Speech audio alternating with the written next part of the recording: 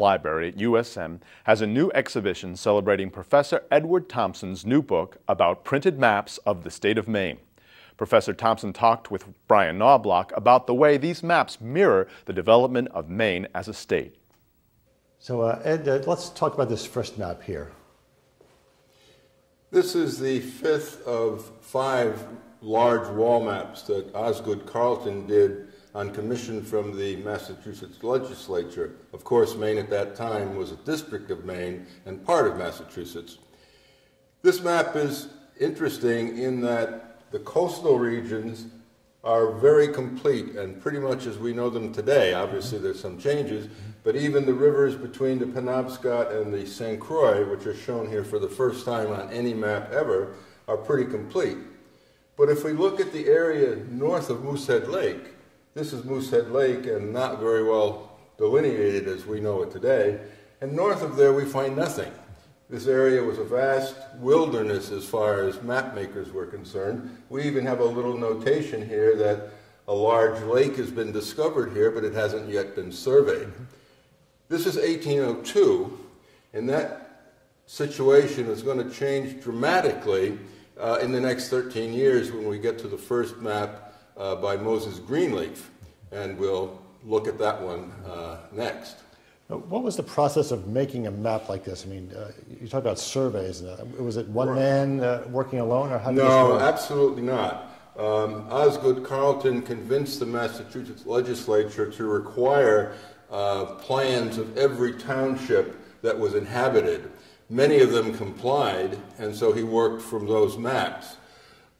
Beyond that, there were many people, of course, who traveled into these areas, and he had a large correspondence with these people and, took notes and whatever information they could supply to him. Okay, we're here in 1820, less than 20 years later than the last map we looked at, and what has changed? What's significant here? Well, the most significant thing probably is that we now have the state of Maine. Maine achieved statehood in 1820. They were the half of the Missouri Compromise, as I'm sure you're well aware. This map was done first in 1815 by Moses Greenleaf, who was Maine's first and certainly greatest cartographer and map maker. This is what is called the second state or version, which came out to commemorate the statehood of Maine. Well, if you compared this with the map we saw earlier from 1802, you'll find the coastline is pretty much the same. But if we look now in the Moosehead Lake and North region, we see Moosehead Lake much more carefully defined. We see Chesuncook Lake appearing for the first time ever on a map, and we see a whole chain of lakes north of Moosehead Lake. Not as we know them today, certainly. These large lakes are actually combinations of many small lakes, but this is a significant advance in the cartography of Maine's interior, where we see lakes that actually exist and river systems that are more the way we know them today. And we see the addition of color as well. That's right. This is hand-colored, and as a matter of fact, this is from the Osher Map Library here, and this is a very rare version. It's the only example I know of that's in full color like this. Usually the counties are only outlined in color.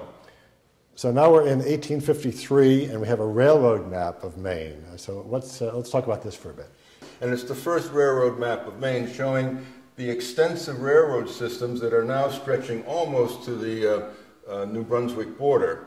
There are 11 different railroads shown on this map, going, as I say, from Kittery up into the New Hampshire border and then on to New Brunswick.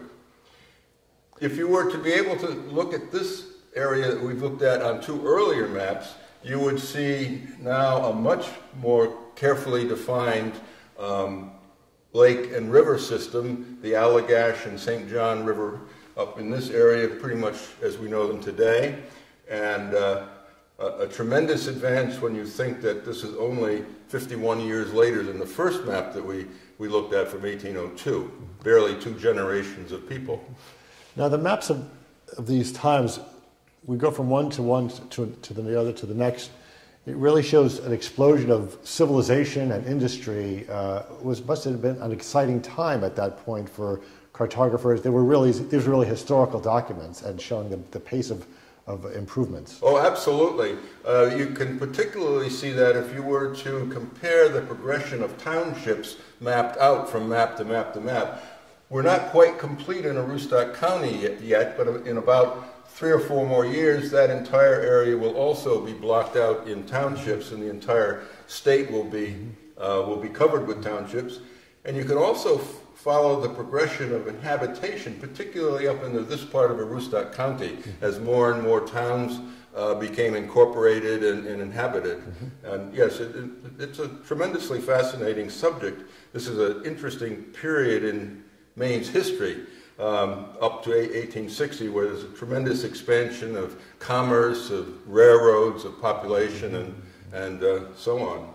There are over 40 maps on display tracing the explosive growth of population, commerce, and industry that define Maine as a state. The exhibit runs through the end of August at the Osher Map Library. For Community Update, I'm Brian Knobloch.